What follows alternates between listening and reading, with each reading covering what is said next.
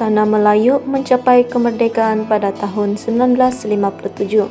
Sebagai langkah ke arah berkerajaan sendiri, British memperkenalkan beberapa langkah.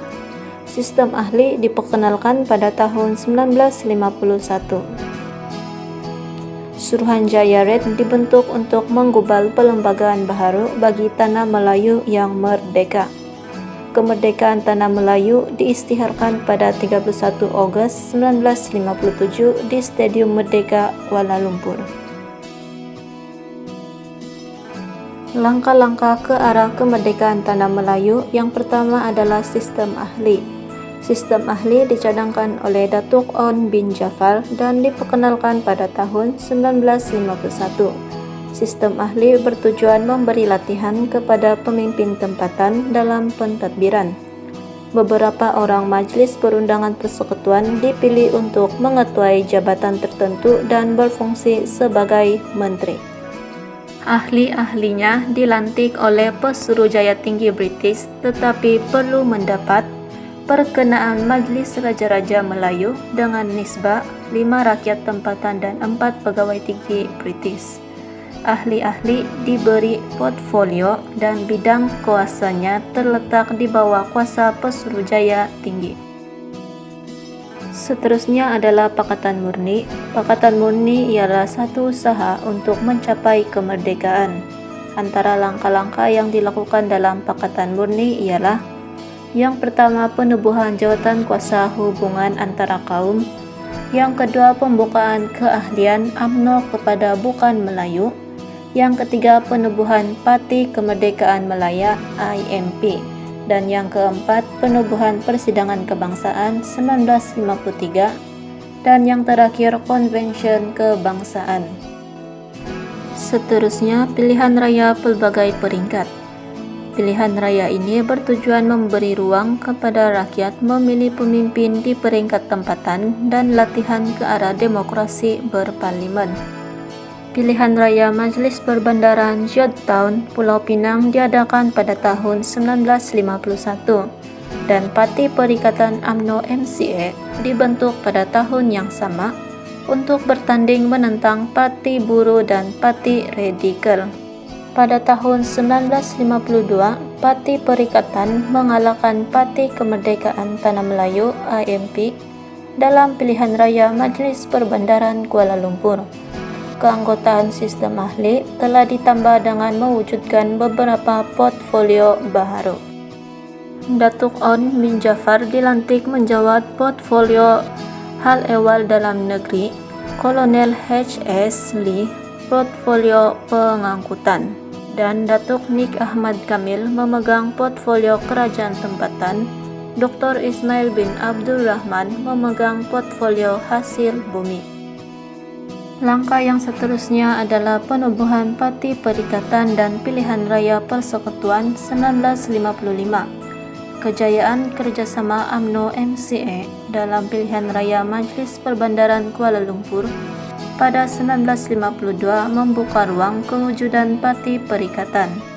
Pada 27 Julai 1955, Malayan Indian Congress telah bergabung dengan Perikatan UMNO MCA lalu membentuk Parti Perikatan UMNO MCA MIC.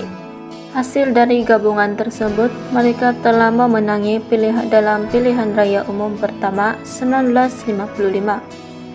Kemenangan ini memberi mandat untuk membentuk kerajaan dengan Tunku Abdul Rahman dilantik sebagai Ketua Perdana Menteri bagi Kerajaan Persekutuan Tanah Melayu. Langkah yang seterusnya ialah rombongan kemerdekaan.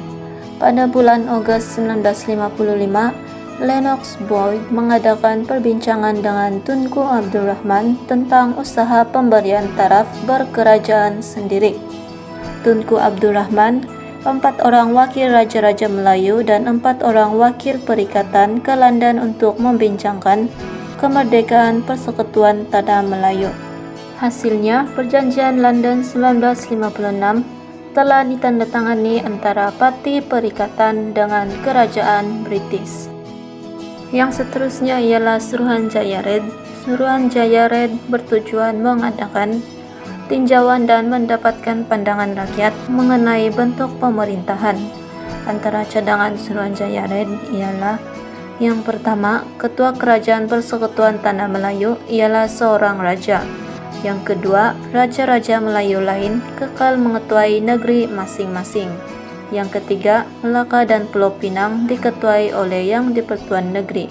Yang keempat, sistem kerajaan persekutuan terdiri daripada kerajaan pusat manakala negeri dikekalkan. Yang kelima, ahli parlimen akan dipilih melalui pilihan raya umum. Yang keenam, selepas 10 tahun merdeka, hak istimewa orang Melayu akan dikaji semula. Yang terakhir, bahasa Cina dan bahasa Tamil boleh digunakan dalam Majlis Perundangan Persekutuan selama 10 tahun selepas merdeka.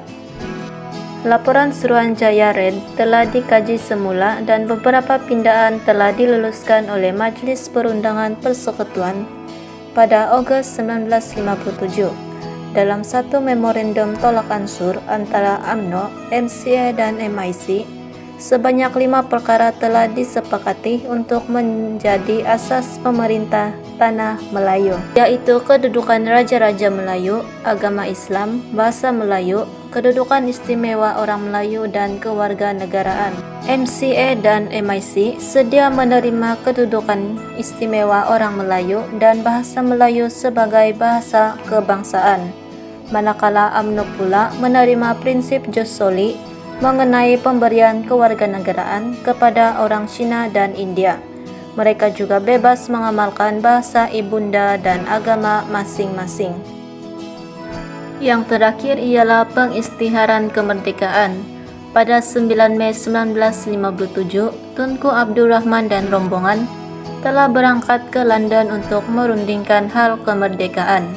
Tepat jam 12.01 pagi pada 31 Ogos 1957, bendera Union Jack telah diturunkan dan bendera Persekutuan Tanah Melayu telah dikibarkan di hadapan bangunan Sultan Abdul Samad Kuala Lumpur sebagai menandakan tamatnya penjajahan Inggris ke atas Tanah Melayu.